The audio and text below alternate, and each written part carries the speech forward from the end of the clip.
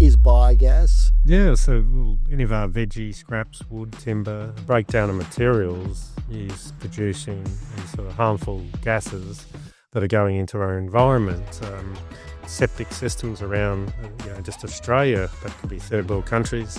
All that waste feces is going into the atmosphere. So this is what we're trying to eliminate. So putting your scraps into the digester, producing your own gas, and then taking the liquid fertiliser from the other side. Breaking it down, producing this methane there's a byproduct as well. Yeah, so liquid fertiliser is what we put back onto our gardens. It's really about looking at a waste product as a resource. This video showcases everything you need to know about biogas and was taken from a podcast with the amazing Trent Mair from TRENTLECK. Now, sit back, check it out, and prepare to be amazed. Biogas, what an amazing idea, concept. Let's get into it. Tell the listeners, what is biogas? What is it effectively? How it's collected and how can it be used? Yeah, so any of our veggie scraps, wood, timber, breakdown of materials is producing these sort of harmful gases that are going into our environment. When we looked at septic systems around, just Australia, but could be third world countries, all that waste feces is going into the atmosphere. So India's shit. They're basically all that shit is being decomposed. So this is what we're trying to eliminate. So to be able to put in a digester, putting your scraps into the digester, producing your own gas, and then taking the liquid fertiliser from the other side. Hang on. So do you do this at your place? That's right, yeah. So we've got several systems. We've run 4 biogas systems in different trials and we've tested them for a long time. So the standard one, it will be just waste materials such as food, scraps, bones, something that's not sharp, anything to a certain point, onions maybe to a limited amount. Bones. You said bones. How do bones break down? Yeah, as long as you don't have sharp bones, they break. The biodigester breaks down, the digester component breaks down everything. So from weed seeds, putting them in there, you're able to put all your weeds in there and then it will digest them. You've got your liquid fertiliser out, so it kills all the seeds. So it's...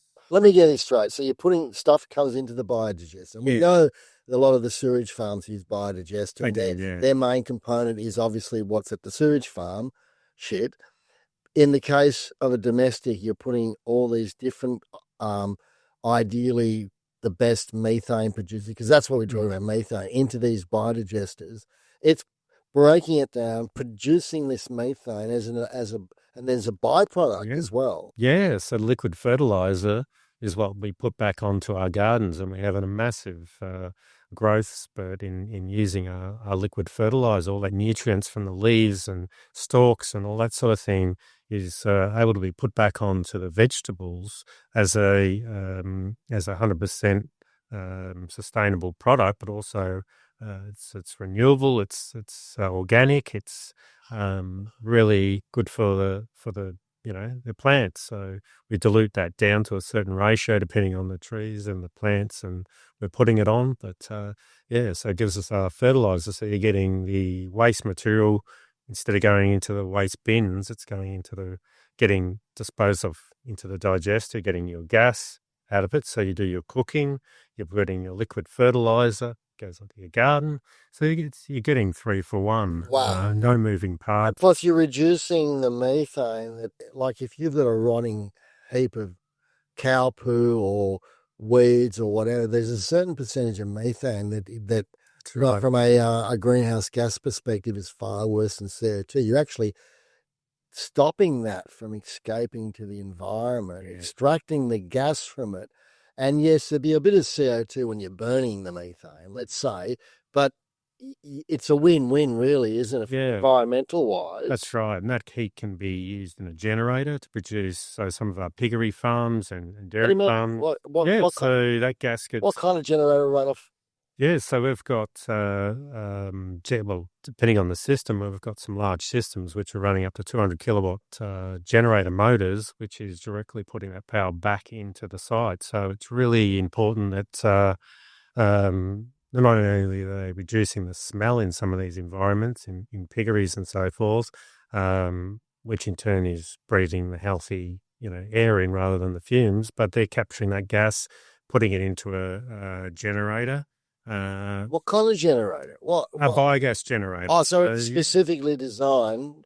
Yeah, so the biogas generators, generally specifically designed, but now there's an abundance of both gas and diesel, biogas and diesel. Well, they mix the two together. Yeah. So you can actually have both fuel sources available as well. So if you're trying to run your site, say lost power, you're able to use your biogas as well as the diesel.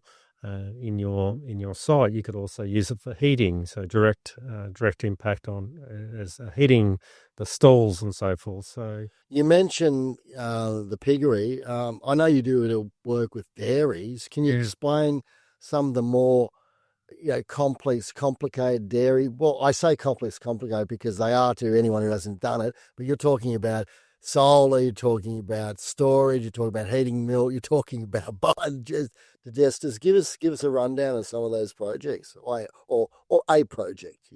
Yeah. Look, So with the interesting one is putting these biodigesters within hothouses as a project is one we've done. Now, obviously, the byproduct of that released gas, that's what the plants absorb. You're talking about the CO2. Yeah, so the CO2 is absorbed straight into the plant. So suddenly where you get air, you're looking for growth, well, there it is. So hang on, let's backtrack a bit. We've got a biodigester in a greenhouse. Yes. The biodigester is fed by waste product. You're converting the gas produced into heat, and as part of the process of the heat, there's a little bit of CO2 being released, and the plants are sucking it up because they love CO2. 100%.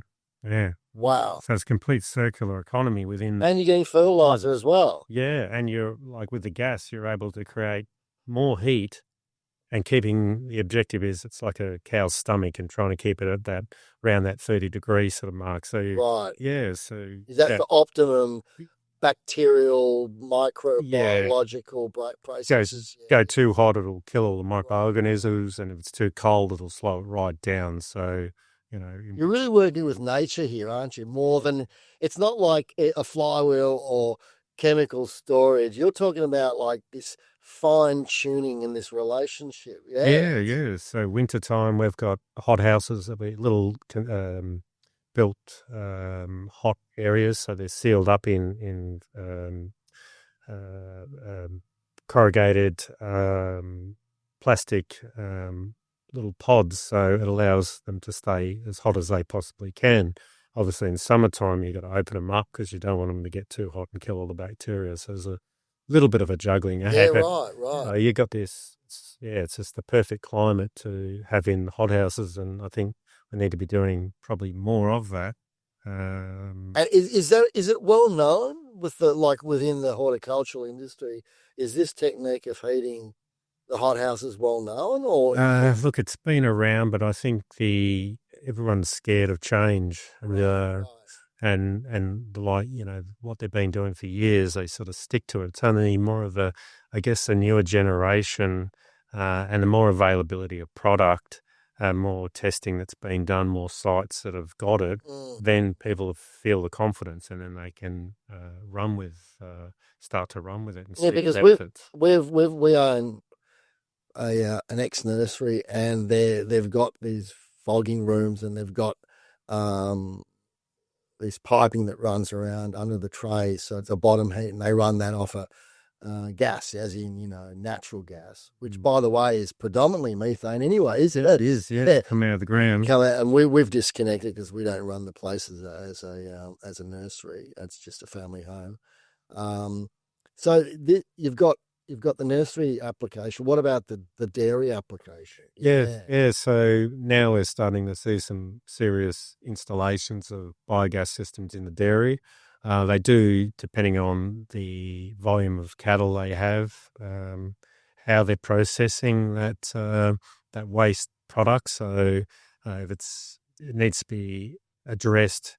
You want to dry a matter. You don't want a flooded liquid matter, so you want to dry matter. So it's goes through the digester more solidly and produces more gas. So you really don't want them to dilute the excrement with water. yeah, Ideally, so it's and you've got to look at chemical treatment as well, might play right. a part. So depending on what you've got to make sure that you're not going to kill the Of bacteria course. if you do a chemical washdown Right. versus a flooded washdown. So yes, there's a couple of things that certainly need to be looked at when setting up the dairies and the piggeries. So what happens to usually without a biodigester? What happens to the dairy cow waste? Where does it go usually, and what? Well, it's going out to ponds to be held at first, and then, but even in the middle of winter, then you get rains, and then all your ponds are filling up even more, like the lakes and dams and things like that. But surely the EPA would. Oh, they are. They're right on top of it. Right. So they're limited by how many cattle and how larger